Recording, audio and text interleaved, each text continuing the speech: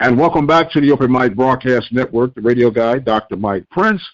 We have on our line Mr. Michael Coker, the creator and mastermind behind the Black College World Series 2024. Sir, another exciting season, and we'll welcome you back to the show.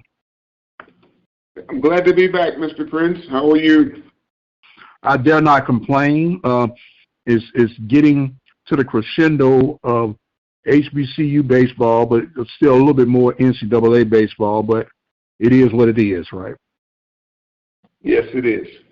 Okay. Well, with that being established, another exciting World Series from Montgomery, Alabama, where you saw Big Blue hold it down for year number 2 over Talladega, man. Just give us a recap on how everything looked out number-wise as far as attendance and everything that took place.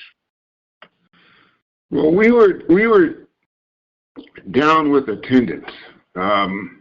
We were more concerned with putting on the event. We came in there kind of delayed, but we were able to get the event on. We were more concerned with continuing the event so that we would have a better year in 2025. And the event went on. The games took care of themselves. We had to reschedule some games. We had teams that opted out because of financial reasons. And we went from an 8-team to a 6-team tournament. And we were able to get all our games in. We had one hiccup for the first time in 4-year history of the event. We had a rain delay, which delayed a game, a couple innings that were suspended to the next day. But we were able to get the games in, and we were able to crown a champion again for the 4th year in a row. Absolutely, and of course that being Bluefield representing Division II status. Now, we went somewhat last time we got together on the process of elimination, how you pick these teams. Now, if I'm not mistaken, Bluefield is an independent, right? So they're kind of not associated to a conference. How do you factor in someone like that in your process? Well, when we put the schedule together, we not that it was going to be the teams were going to come from the SIAC conference. We thought that it would not be fair to the other Division II programs that there's a good chance that we all, because the tournament is set up as in brackets, the NAIA bracket and the NCAA Division II bracket. So when we had 4 or 5 other Division II programs besides the 12 that are in the SIAC conference, so we said that we would take 2, possibly 3, but we would make sure that an independent would participate in the Black College World Series. And those independent, after their regular season, they basically have nothing to play for. So we have given those independents a chance to play for a national title, and Bluefield State has represented the independents the last 4 years, and they have won 2 out of 4. No doubt, no doubt. Exciting style of play that they bring to the field as well.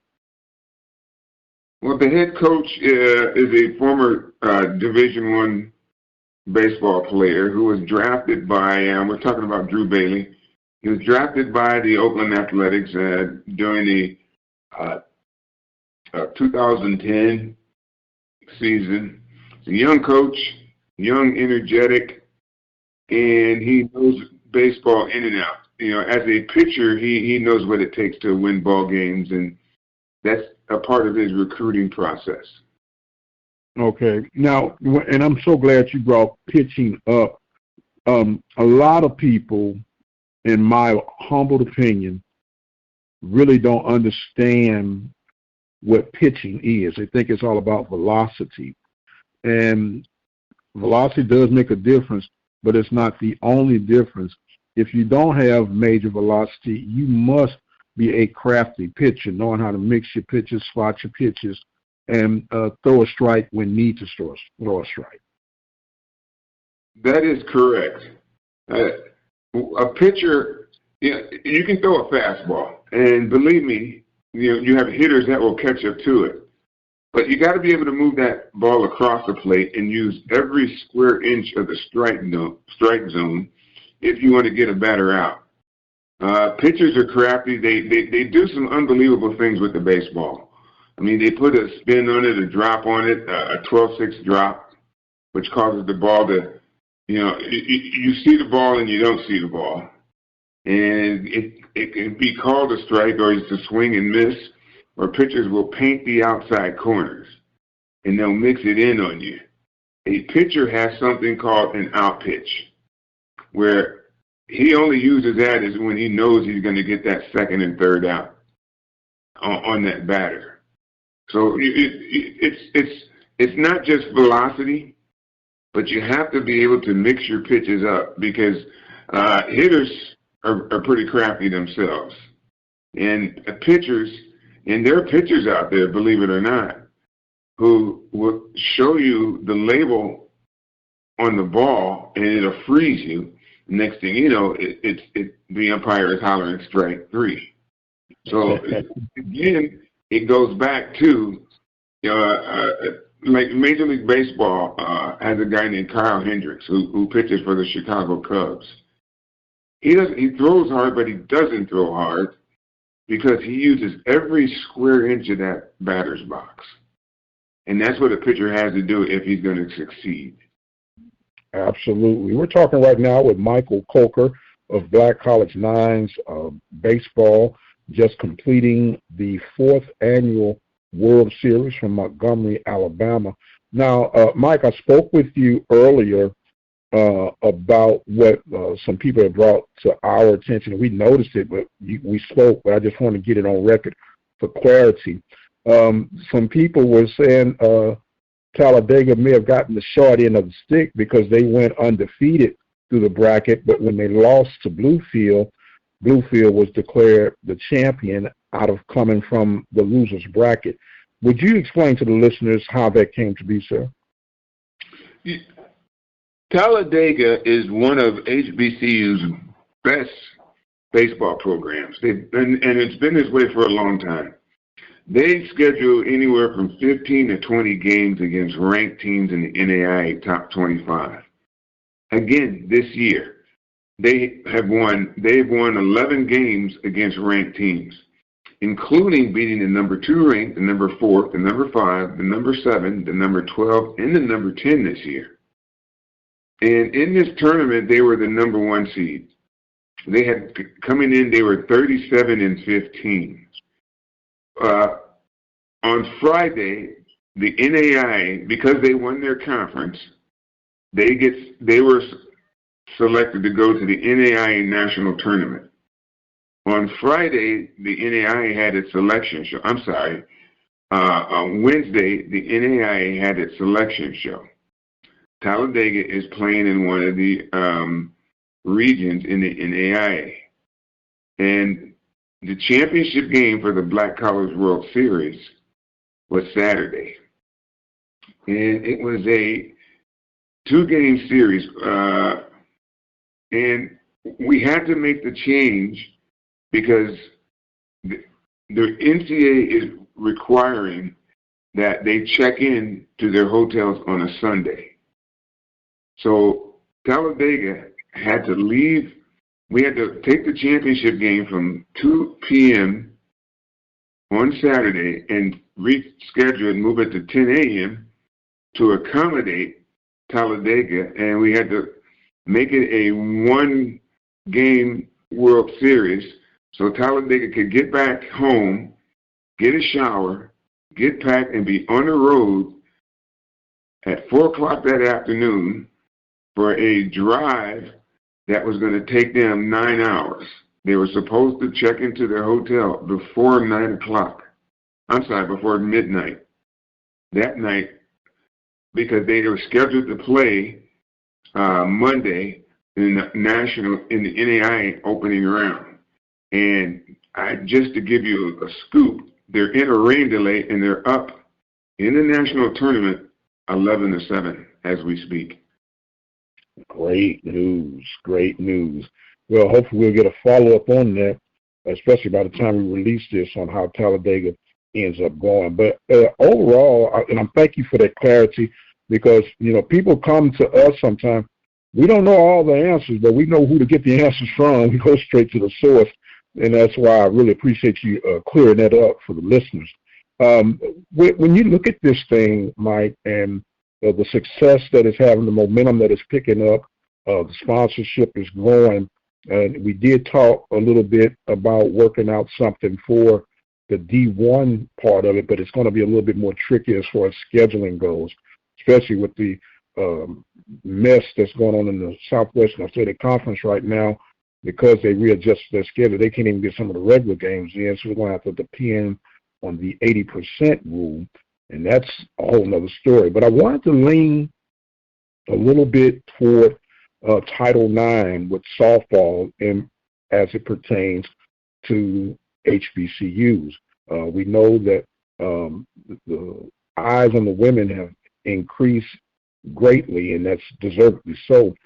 Are there any planned futures for you to possibly try to do something like this on the softball side of things for HBCUs? We have spoken with, and he's really pushing forward, the Alabama State head baseball coach. We've had discussions with them to start a HBCU softball World Series. That is in the works. That is in the planning stages. It is something that's going to happen. These things they really don't take overnight. You just can't plan an event like these overnight, and it really takes time. So it's currently in the planning stages. I think in the next year or two, you're going to start hearing a lot of noise, and then there's going to actually be some games played. So I guess I'm kind of letting the hat out the bag. Well, just a little bit. We won't run it down the street too far, but it's always exciting to hear and see. Now, I wanted to ask you about your situation with Montgomery Biscuits. Great facility, minor league program, and I'm assuming that they are allowing the availability for the World Series according to their schedule, because they're actually in season during that time. How does that work out logistically? I know you have a certain week that you'd like to have it, or does it fluctuate depending on their schedule? Well, we've been pretty lucky.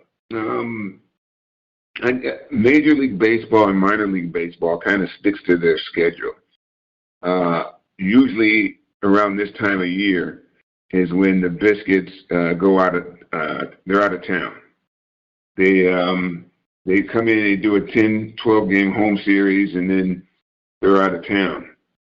And it works in our favor. In the last 4 years, we've been able to get coming out of the first week, heading into week 2 of May, as our schedule for the World Series. Now, mind you, the minor league club comes back tomorrow. And then over the weekend, the park's available for the Sun Belt Conference. So we're grateful that we're able to put it on at the time frame that we have. Otherwise, we'd have to seek another venue, and that's going to be strenuous, because if doing it in a minor league baseball park, you still have to wait for the Major League Baseball and minor league baseball to go ahead and rubber stamp it, so to speak, with the dates. So, and I think the Biscuits have been very helpful in seeing to it that in the last 4 years, that around the second week of May, the start of the second week of May, that we were able to put the event on around the same time frame. Okay, well, that's good, and hopefully that relationship will still continue to blossom, where they can accommodate you for even more venues, man. And I'm wondering, I know it's a shot in the dark right now, going back to softball just for a moment, do you have any top 3 or 5 choices that you would like to try to hold an event like that, as far as that would fit logistically for where the teams are currently located? Well, Montgomery has a nice park. The problem is I can't remember the name of the park, but Montgomery has a nice park for softball. And then Major League Baseball has the Jackie Robinson Park in Vero Beach, Florida, which has 4 softball diamonds around it. And that would be an ideal situation because you can host multiple games in one day in one park and get your schedule in, and you wouldn't have to have the games being played, one behind each other. So Vero Beach is one of the hot items, and then the park in Montgomery, because softball is a little bit different than baseball. Softball, they play a 7-inning game, but it would be doable because you could get, like I said, multiple games in, and it would cut back on your time frame. Our tournament lasts 4 days. We play anywhere from 11 to 13 ball games leading up to the championship. So in softball, if you're playing in a stadium or a park that has multiple diamonds on it, I mean, you can crown a champion in 2, maybe 3 days. Right. And the games are a bit more faster at pace than the typical baseball game goes. It's an exciting sport. And everything, to me, as far as with a diamond and some bases and some balls, is exciting. Baseball, softball, slow pitch, whatever the case may be. And I can't say thank you enough for what you bring to the table, how you have the tenacity to keep moving forward. Ladies and gentlemen, this is not something that you can just wake up and start doing overnight. It takes time and planning on top of the plan, resources, plan B, C, and D sometimes to make sure these things go off. And can't say thank you enough for the excitement and the longevity and the lifeline that you're bringing toward HBCU college baseball, sir. Well, it's not an easy process. I mean, it took me 10 years to get it. As we're in our 4th year of playing. You have ups and downs. You have things that happen. There's a ton of work goes into putting on a tournament. It's not like you can just wake up and say, okay, we're going to play a tournament, and here's a site, here's the date. There are so many revolving factors. And the beauty of it is that the minute you get that all the necessary work in, and then next thing you know, you have an event to put on, and you have umpires, officials on the field. You have 2 teams on the field. Then you can look back and say, what is it that I'm doing that's working? Yes, sir. Well, consistency, passion, and determination. How about that? Well, and I'm glad you said that, because that's what it takes. And HBCUs, to be honest with you, HBCUs really had nothing to play for. Win a conference tournament and then go home. We didn't have a national title until now, and then we're going to see to it that our softball teams have that. And rightfully so, because baseball and softball are the 2 sports that get cut the most at HBCUs when it comes to budgetary procedure. You can say that again. Yeah.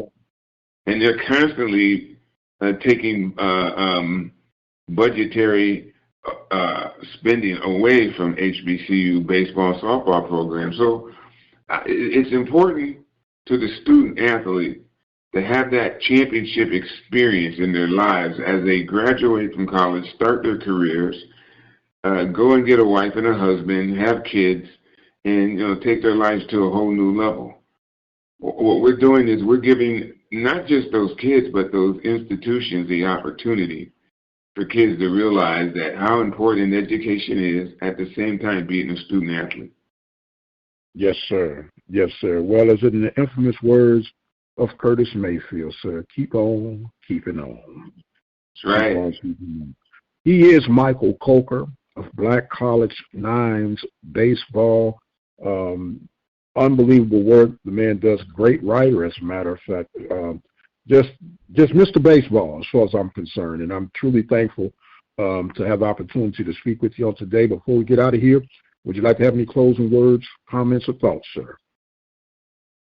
Well, I would really like to thank you, Mike Prince, for you've been around a while. Your shows are spot on. I want to thank you for you wear many hats in the field of podcasting and radio interviews, and sometimes giving us that outlet, you never really fully get the credit, and I take my hat off to you because I've known you for a couple years, and everything you do helps promote HBCUs, and a lot of credit does not need to go to somebody like me. You have a base that you reach, and I'm happy to be a part of what you're doing. Well, we're thankful that you are willing to come and share your dream, your passion, and everything that it's taken to get this going. And as long as the Lord keeps us above the ground, let's continue to walk down the road together, sir. Amen. And continue our Christian walk.